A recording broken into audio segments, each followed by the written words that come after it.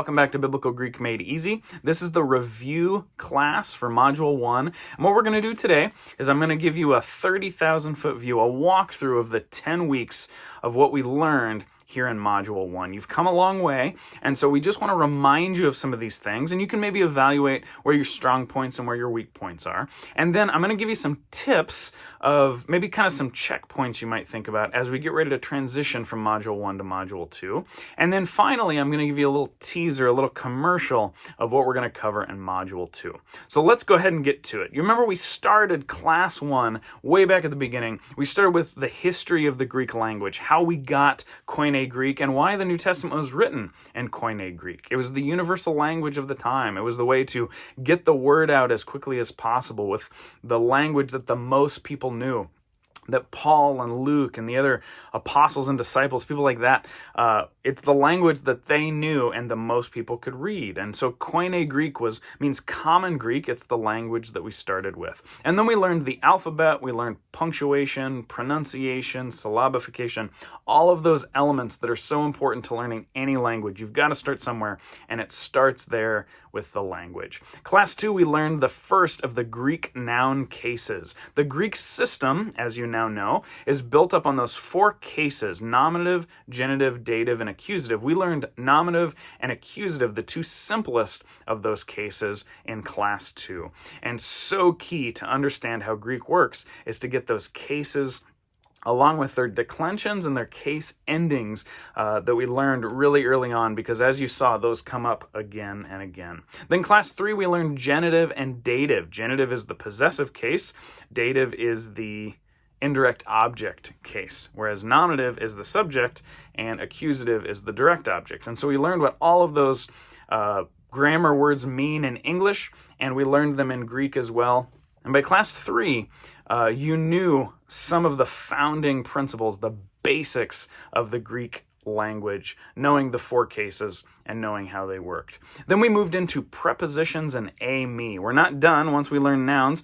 We have to learn about prepositions, a bunch of different small words that help connect other words around. And we learned me, our first verb, actually the only verb that we learned in Module 1, which is the to be verb. Me means I am, and it's the most basic verb in any language.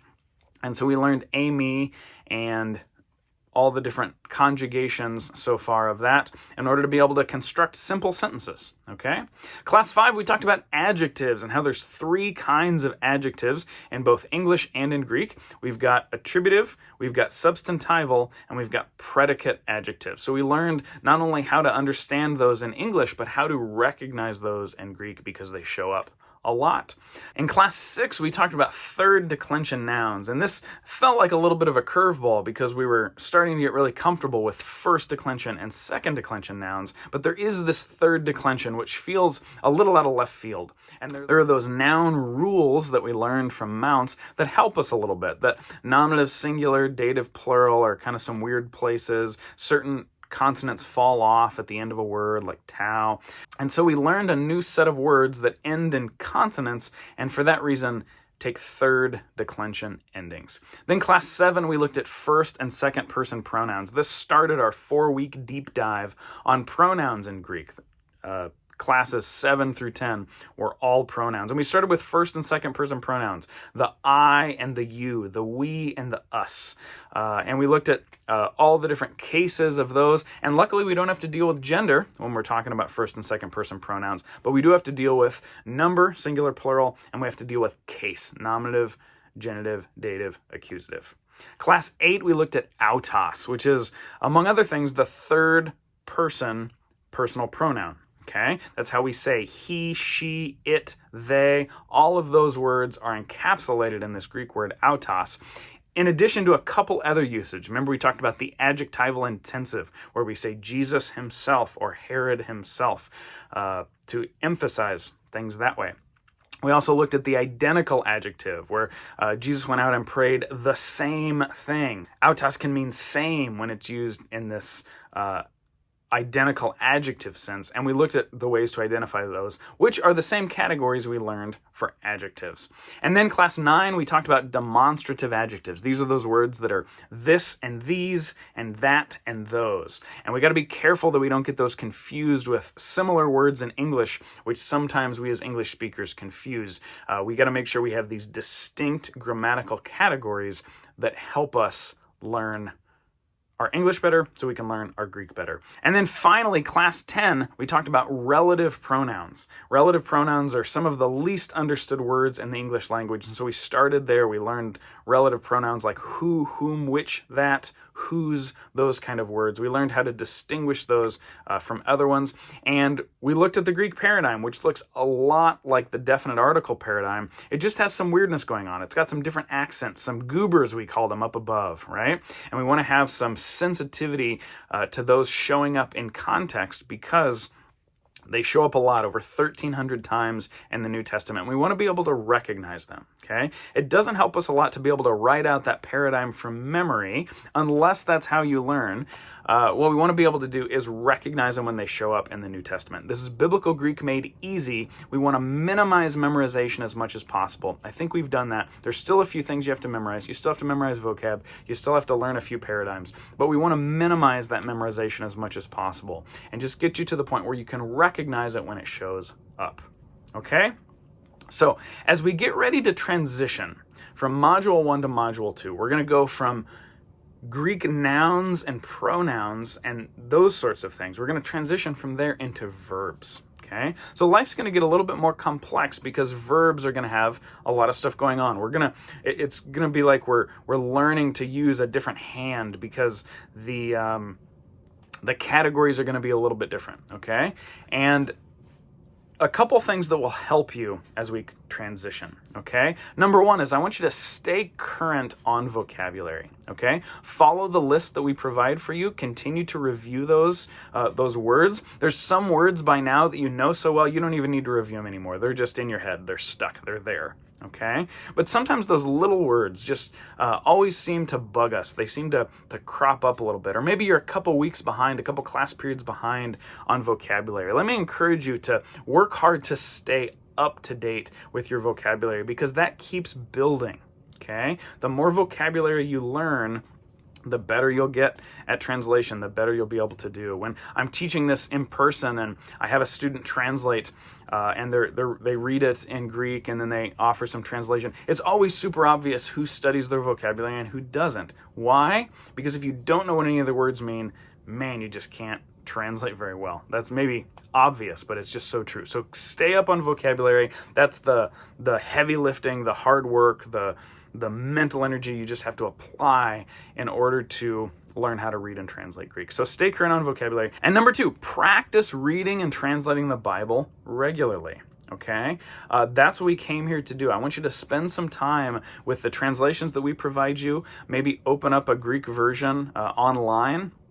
Follow some links and look through a Greek translation. And you're not going to know everything. Just go with what you know. Try to translate it. Try to form the sentences together. Practice reading it out loud in Greek so your pronunciation gets better.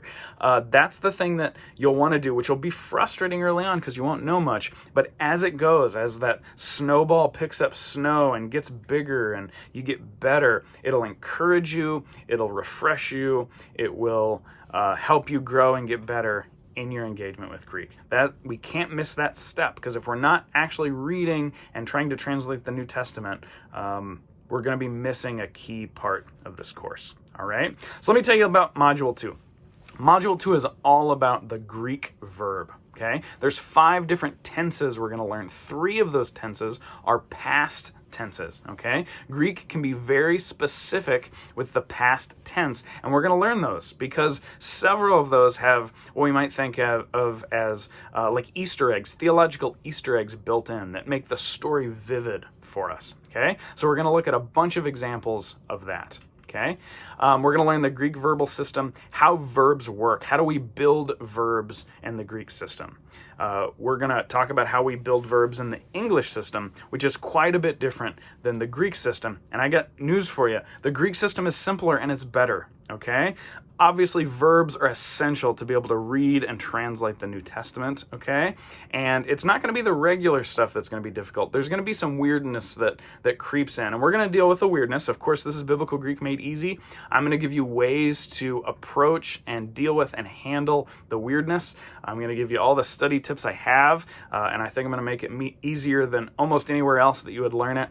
But we are going to tackle the Greek verb with all sorts of gusto. And then after we progress through verbs a little ways, we're going to learn some other verbal kind of ideas like participles and infinitives, and then even imperatives or commands, okay? So that's going to be on the back end after we learn verbs and we have this kind of basic understanding of what verbs are.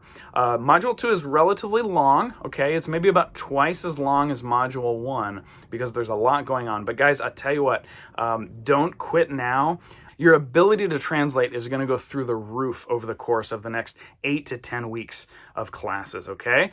So keep going, keep pushing. I tell you what, when I have students stop after first semester Greek, and we compare that to the students who keep going, just like 3 or 4 weeks in to second semester, if we compare the ones that stopped and the ability that they were to translate and the ability of the students who keep going, it's not close. The students who keep going, like, double their information, double their translation ability. We're kind of at that crush point, that squeeze point, where you need to push through, you need to keep going, and you can do it. I believe in you because your ability to translate is about to go through the roof. So keep going. Let me encourage you, and I will see you in Module 2. God bless.